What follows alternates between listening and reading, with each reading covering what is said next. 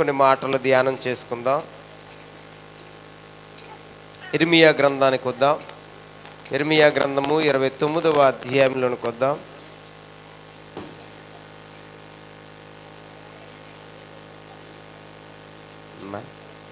అప్పుడు కాదురా, నేను చెప్తాను. ఇర్మియా గ్రంథము 29వ అధ్యాయంలోనికి వద్దాం.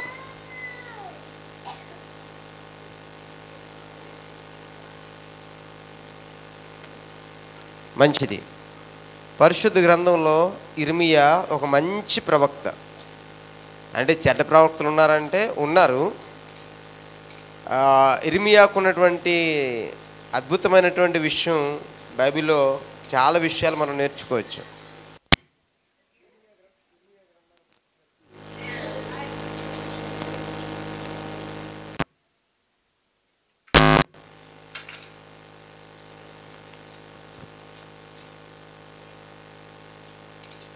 Praise the Lord. ఇర్మియా గ్రంథానికి వచ్చేసరికి ఆయన ఇంచుమించు 52 అధ్యాయాలు రాస్తాడనమాట. పెద్ద ప్రవక్తల్లో ఇతను ఒక ప్రవక్త మాట. విషయం ఏంటంటే, ఇప్పుడు నేను మాట్లాడుతుంటే కొంతమంది వినలేదు. అలాగే ఇర్మియా మాట్లాడితే 52 అధ్యాయాలు మాట్లాడాడు, ఒక్కడ కూడా వినలేదు. కానీ ఇర్మియా చెప్పింది చెప్పినట్టు జరిగింది. కాలం గడిచిన తర్వాత, పరిస్థితులు చేదాటిపోయిన తర్వాత, అప్పుడు ఇర్మియా యొక్క బోధ వాళ్ళకి అర్థమైంది. ఈరోజు మనం దేవుని మందిరానికి వచ్చాం. చాలామంది లోక సంబంధంగా ఈ రాత్రి అనేక విధాలుగా మరి నూతన సంవత్సరంలో అడుగు పెట్టాలి అని చాలా ధనాన్ని వెచ్చించి చాలా ధనాన్ని ఖర్చు పెట్టి ఉండొచ్చు. వారు అనేక విధాలుగా ప్లాన్ చేయొచ్చు. అంటే చక్కగా బిర్యానీ తెచ్చుకుని ముక్కలు కరుకుతూ, లేకపోతే ఒక మందు బాటిల్ తెచ్చుకుని, ఇంకా రకరకాలుగా వారు నూతన సంవత్సరంలోనికి అడుగు పెట్టడానికి అనేక మార్గాలు ఎన్నుకుంటారు. లేకపోతే ఒకడు అనుకుంటాడు, ఒరేయ్ కొత్త సంవత్సరం వస్తుందిరా, బండికున్న సైలెన్సర్ పీకేయాలి అని ఆల్రెడీ కొంతమంది ఇప్పటికే రెంచులు పట్టుకుని సైలెన్సర్లు పీకే టైంలో ఉంటారన్నమాట. అంటే రాత్రంతా అల్లరి చేయడం అది వారికి సంతోషం. లేకపోతే కొంతమందికి కడుపారా అన్నం తినడం, నచ్చిన ఫుడ్ తెచ్చుకుని తినడం అది వారికి సంతోషం. కొంతమందికి స్పృహ తెలియనంత తాగుడు తాగేయడం అది వారికి సంతోషం. అంటే ప్రతి ఒక్కరూ కూడా నూతన సంవత్సరంలోనికి సంతోషంగా అడుగు పెట్టాలని కోరుకుంటున్నాడు ప్రతి ఒక్కరూ కూడా. అంటే వారు అనేక మార్గాలు ఎన్నుకున్నారు. అయితే దేవుని మహాకృపను బట్టి ఆయన పరిశుద్ధుడు గనుక మనమును పరిశుద్ధులమై ఉండాలి. ఆయన నీతిమంతుడు గనుక మనము నీతిమంతులమై ఉండాలి. ఏది విత్తుతామో అదే కోస్తాం. కనుక ఈ రాత్రి మనమందరం కూడా దేవుని సన్నిధిలో ప్రార్థనాపూర్వకంగా ప్రభువులో గడుపుతూ, ప్రభు సన్నిధిలో కూర్చుండి, దేవుడు ఇవ్వబోయేటటువంటి నూతన సంవత్సరంలోనికి అడుగు పెట్టాలి, ఆ సంవత్సరాన్ని మనం అనుభవించాలి, ఎంటర్ అవ్వాలి అనేటువంటి ఆశతో మనం ఈ రాత్రి దేవుని మందిరానికి వచ్చాం. దేవుని స్తోత్రం కలుగును గాక. అయితే దేవుడు ఆశగల ప్రాణాన్ని తృప్తిపరిచే దేవుడు. మన దేవునికి ఉన్నటువంటి క్వాలిటీ ఏంటి? ఆశగల ప్రాణాన్ని తృప్తిపరిచేటటువంటి దేవుడై ఉన్నాడు. ఆశ లేనివాడు ఎవడున్నాడు? ఎవ్వరు లేరు. ప్రతి ఒక్కరికి కూడా ఆశ. మనం మనిషి ఆశాజీవులం. కొంతమంది అయితే ఆశని చంపుకుని బ్రతుకుతారు. కొంతమంది కోరుకున్న ఆశని నెరవేర్చడానికి ఎంతకైనా తెగిస్తారు. కొంతమంది ఇంకా మన జీవితం ఇంతే ఆశపడ్డం కూడా కొంతమంది వదిలేసుకుంటారు. ఇలాంటి తత్వాలతో మానవుడు బ్రతుకుతున్నాడు. అయినప్పటికీ కూడా ఆయన బిడ్డలైనటువంటి మనకు మాత్రం దేవుడిచ్చేటటువంటి గొప్ప విషయం ఏంటంటే ఆశగల ప్రాణాన్ని ప్రభు తృప్తిపరిచేవాడు. దేవుని స్తోత్రం కలుగును గాక. హల్లెలూయా. ఈ రాత్రికాల సమయంలో పరిశుద్ధాత్మ దేవుడు మనము నూతన సంవత్సరం కొరకు ఎదురు చూస్తున్నాం. మరి ఇంకా కొన్ని గంటలు, ఇంచుమించు 2 గంటలన్నర టైం ఉంది. ఇంకా 1000 సెకండ్స్ ఉన్నాయి. మరి ఇవన్నీ దాటాలంటే ఎవరుండాలంటే దేవుని కృప ఉండాలి. ఈ కొన్ని గంటల్లో దేవుని మహాకృప లేకపోతే భూకంపాలు రావచ్చు. ఊహించిన రీతిగా భూమి అల్లకల్లోలం అయిపోవచ్చు. నరుడనేవాడే లేనటువంటి పరిస్థితి రావచ్చు. ఒక మాట చెప్పనా, గడిచిన సంవత్సరం ఇదే రోజులో ఇంటికాడ మనం ఎవరికన్నా చెప్పుండొచ్చు, లేకపోతే ఇక్కడ కూర్చున్న వారు కావచ్చు. ఇంటికాడ చెప్పిన వారు లేకపోవచ్చు, ఇక్కడికి వచ్చిన వారు కూడా లేకపోవచ్చు. ఈ 2024వ సంవత్సరంలో ఎన్నో కన్నీళ్ళు మనం చూసాం, నిద్రలేని రాత్రులు మనం గడిపాం. కానీ బాధకుడిగా నేనేమని ప్రసంగిస్తానో తెలుసా? 2024 రాగానే ఈ సంవత్సరం మీకు దీవెనకరంగా ఉండునుగాక, కన్నీరు మీ వెంట రాకుండా ఉండునుగాక, దుఃఖం మీ గుమ్మంలోకి రాకుండా ఉండునుగాక అని నేను దీవించాను, ప్రార్థించాను. ఈ సంవత్సరం చివరి రోజులు ఏం చెప్తున్నాను? ఎన్నో కన్నీళ్ళు వచ్చినాయి మీకు, దుఃఖాలు వచ్చినాయి మీకు. అవునా కదా? అంటే మనం ఆశపడుతున్నాం. 2024వ సంవత్సరం మొట్టమొదటి వాక్యంలో మనం నేర్చుకున్నది ఏంటి? ఈ సంవత్సరం అంతా మనకు దీవెనకరంగా ఉండాలి అని ఆశపడ్డాం. దేవుడు ఏది ఏమైనప్పటికీ కూడా మనల్ని సజీవంగా దేవుని యొక్క సన్నిధిలో నిన్ను నన్ను కూర్చుండబెట్టాడు. దీని స్తోత్రం కలుగును గాక. హల్లెలూయా. కాబట్టి ఈ రాత్రికాల సమయంలో కొన్ని మాటలు పరిశుద్ధ గ్రంథంలో నుండి నేను మాట్లాడతాను.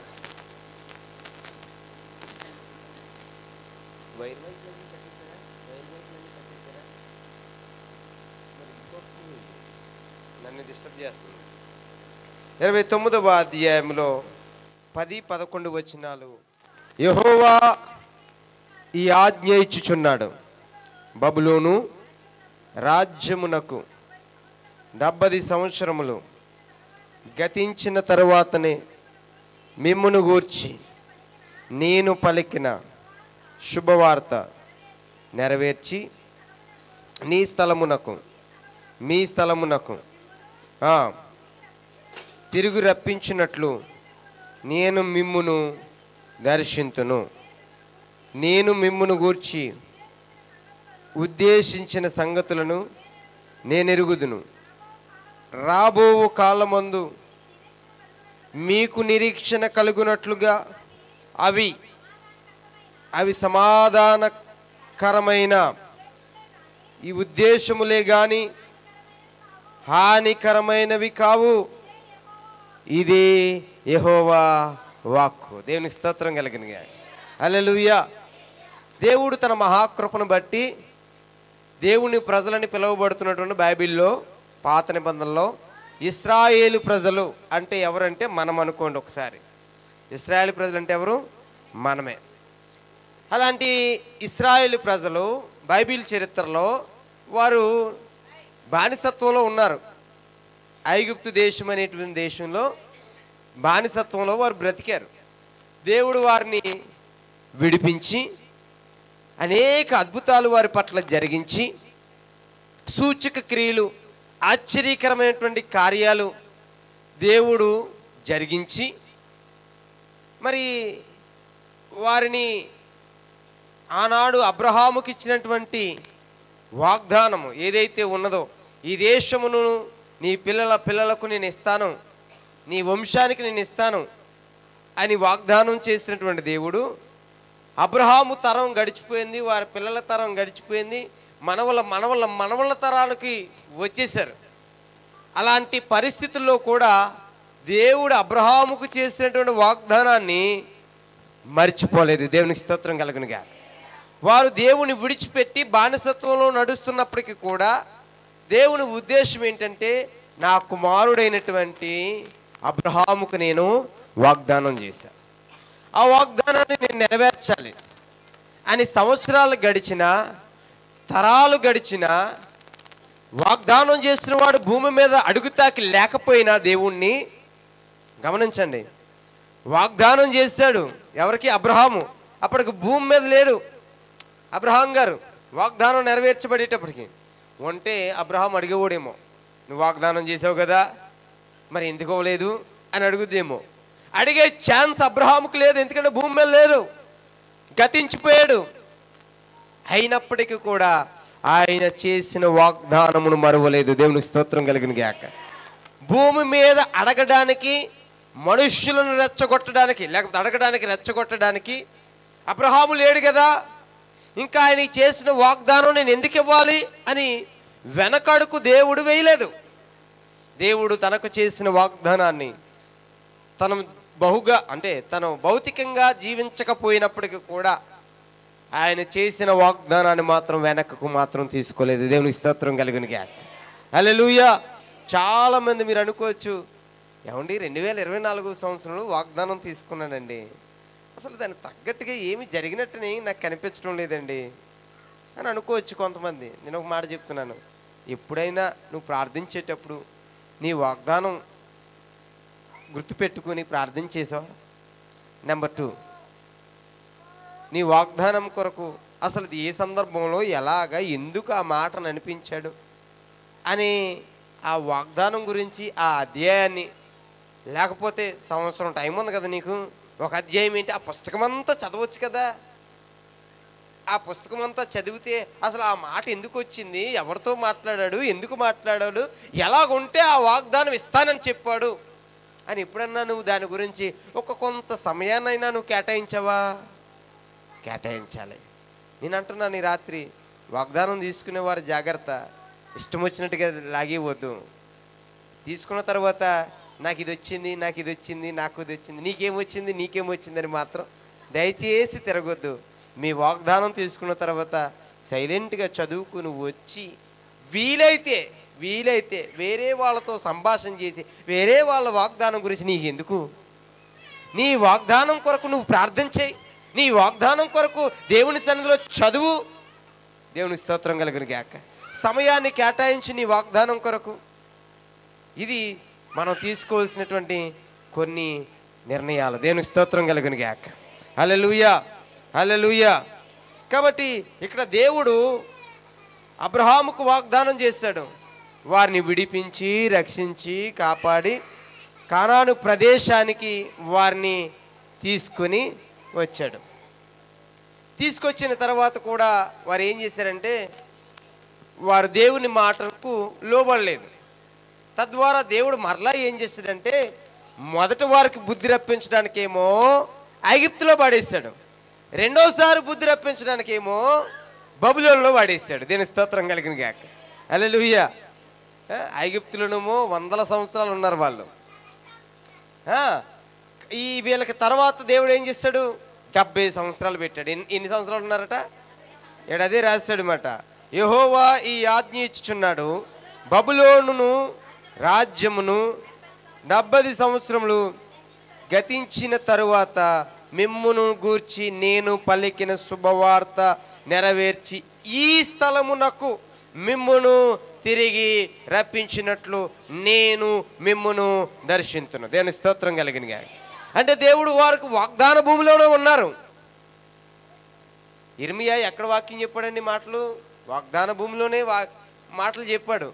ఒరే బాబు, మీరు వెనక్కి తిరిగిపోతున్నారా, ఇంత అద్భుతమైనటువంటి దేశాన్ని దేవుడు మీకు ఇచ్చాడు, ఒకప్పుడు మీరు బానిసత్వంలో నలిగిపోతున్నటువంటి మిమ్మల్ని దేవుడు విమోచించి అద్భుత సూచిక క్రియలు చేసి మిమ్మల్ని ఇక్కడికి నడిపించాడు.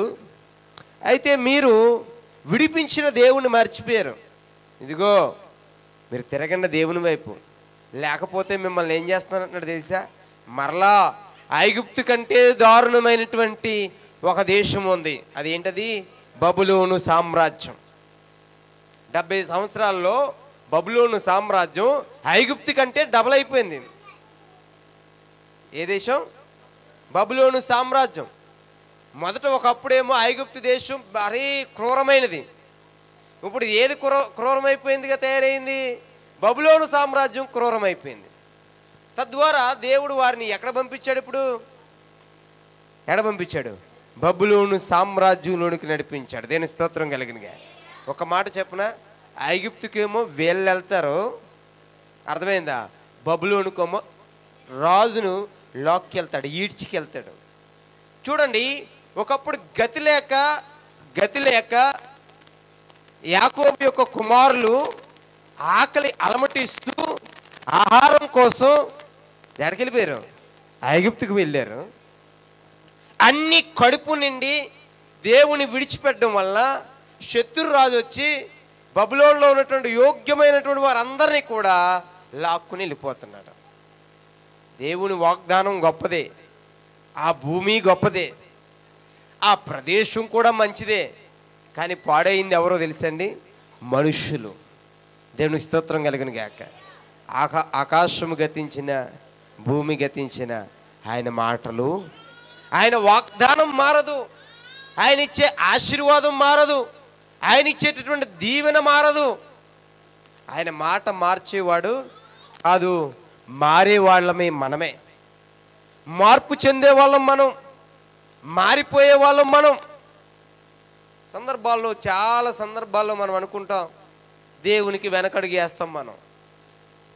దేవుడు నా జీవితంలో చేసింది చాలే, ఎంతవరకు చాలే అని అనుకుంటారు చాలామంది. ఏమండి, దేవుడు నీ కోసం ఎంతో దాచిపెట్టాడు. నువ్వు కొంచెం చూచి ఎంతో సంబరపడిపోతున్నావు. ఈ రాత్రికాల సమయంలో దేవుడు వారికి చక్కటి వాగ్దాన భూమిని వారికి ఇస్తే దాని విలువ తెలియకుండా వారు బ్రతికారు.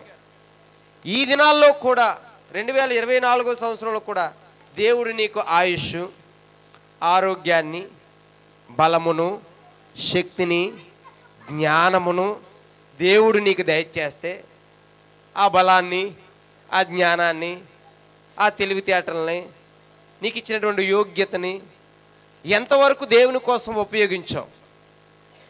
నువ్వు ఉపయోగించిన దాన్ని బట్టి దేవుడు నీకు ఆశీర్వాదాన్ని దేవుడు దయచేస్తాడు. దేవుని స్తోత్రం కలిగిన గాక. కాబట్టి ఇక్కడ ఉన్నటువంటి ప్రజలు దేవుని మర్చిపోయారు. వారి మధ్యకి బబులోను రాజు వచ్చాడు. ఈరోజు ఈ 2024 సంవత్సరం అంతా కూడా నీకు ఆశీర్వాద సంవత్సరమే. కానీ నీ అవిధేయతలను బట్టి, నువ్వు చేసుకున్నటువంటి కొన్ని దేవుని తృణీకరించినటువంటి విషయాలను బట్టి నీకు తెలియకుండానే కొన్ని పర్యాయాల్లో అపవాది మీ మీదకి రాబోయాడు. దేవుని స్తోత్రం కలుగును గాక. హల్లెలూయా.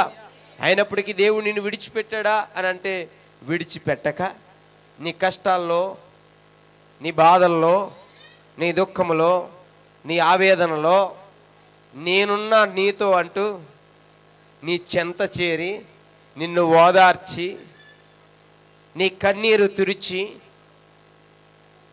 నీకంటూ ఒక నిరీక్షణ దేవుడు దయచేశాడు. కాబట్టే ఈ రాత్రి దేవుని సందులో ఉండగలిగావు. దేవుని స్తోత్రం కలుగునుగా. అబ్బే లేదండి, మా వాళ్ళు ఎవరో మమ్మల్ని పరామర్శించారండి, ఆ ఓదార్పు మమ్మల్ని ఎంతగానో మమ్మల్ని పురుకొలిపిందండి అని అనొచ్చు. నా అనువారే మనల్ని మోసం చేసి తిరుగుబాటు చేసే స్వభావ సమాజంలో మనం బ్రతుకుతున్నాం. ఈ దినాల్లో నాది అనేటువంటి జీవితంలో బ్రతుకుతున్నాం. ఒకప్పుడు మనది అనుకునేవారం, ఇప్పుడు అలా కాదండి, నాది అనేటువంటి జీవితంలోకి వచ్చేసాం. స్వార్థపూరితమైనటువంటి జీవితాల్లో మనం బ్రతుకుతున్నాం. కాబట్టి బ్యాటరీ అయిపోయి అనుకుంటా, అసలు నా గొంతు మొత్తం పోయి. ఈ మైక్ ఎట్లా? ఈ మైక్ కూడా వద్దు.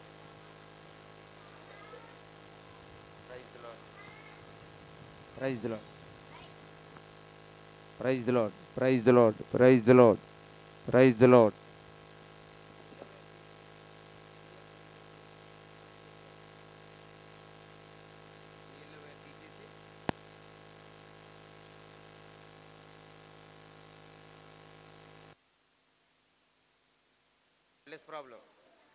Praise the Lord, praise the Lord, praise the Lord, praise the Lord, praise the Lord, praise the Lord. అమ్మయ్య, ఇప్పుడు బాగుంది, పీస్ఫుల్గా ఉంది, మంచిది.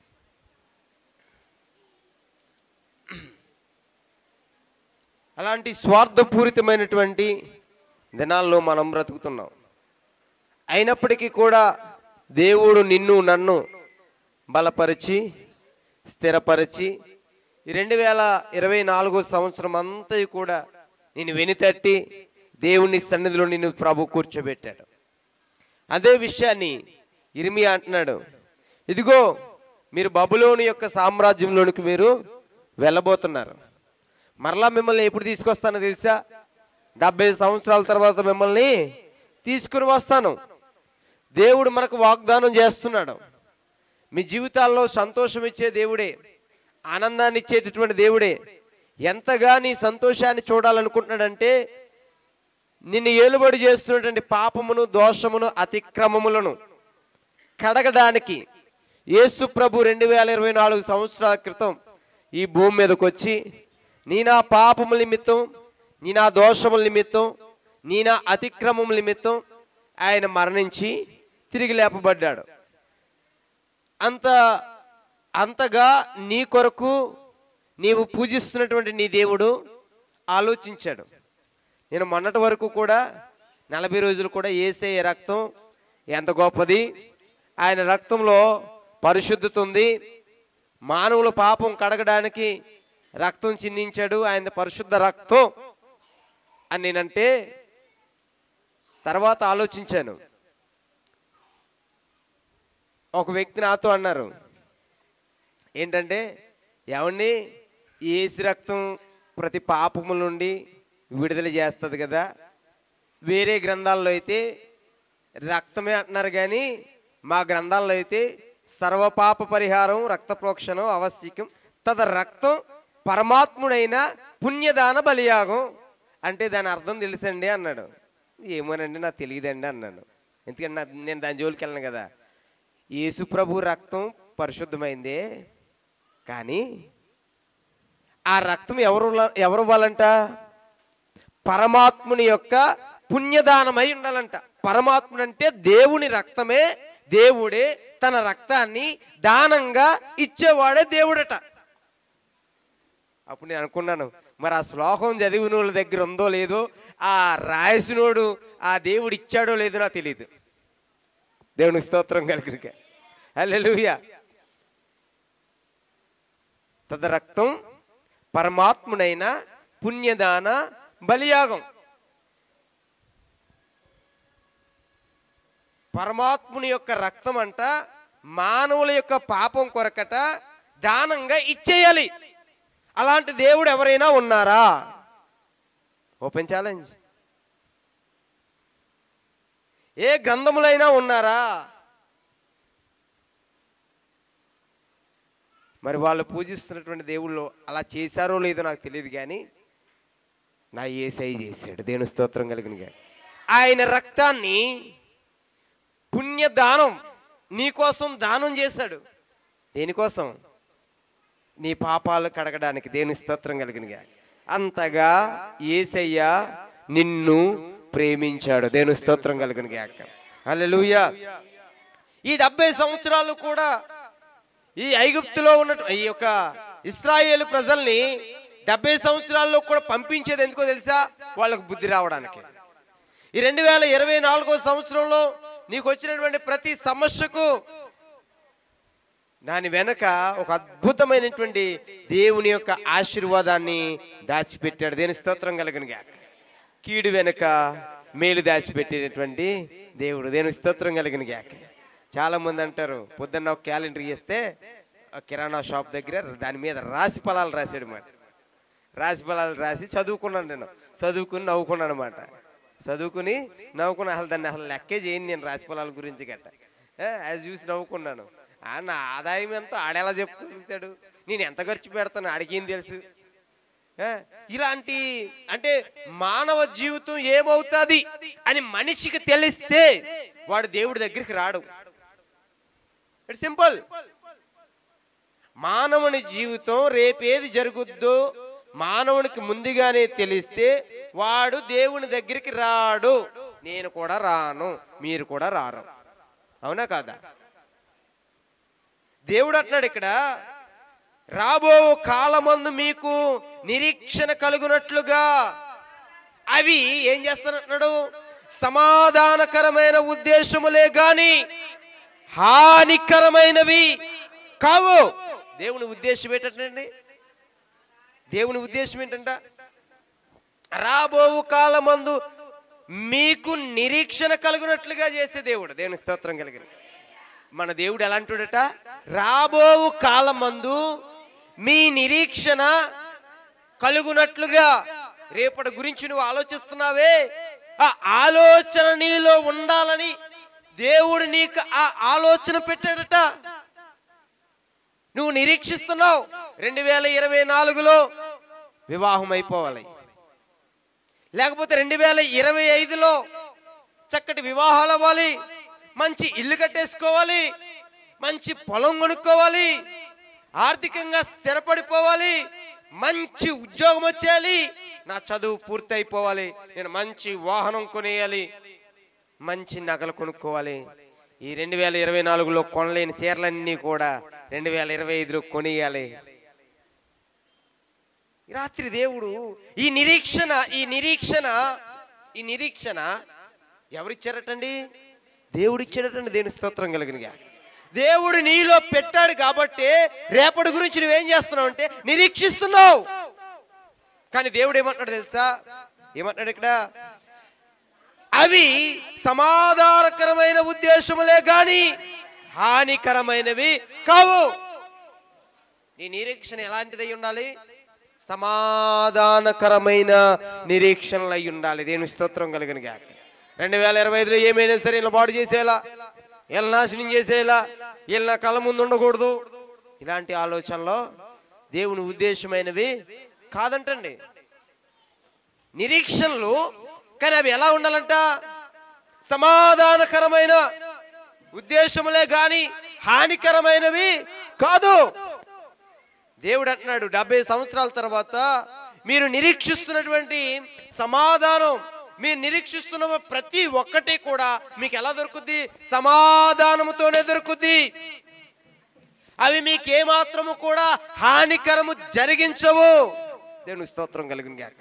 దేవుడు ఎంత ఆలోచిస్తున్నాడండి.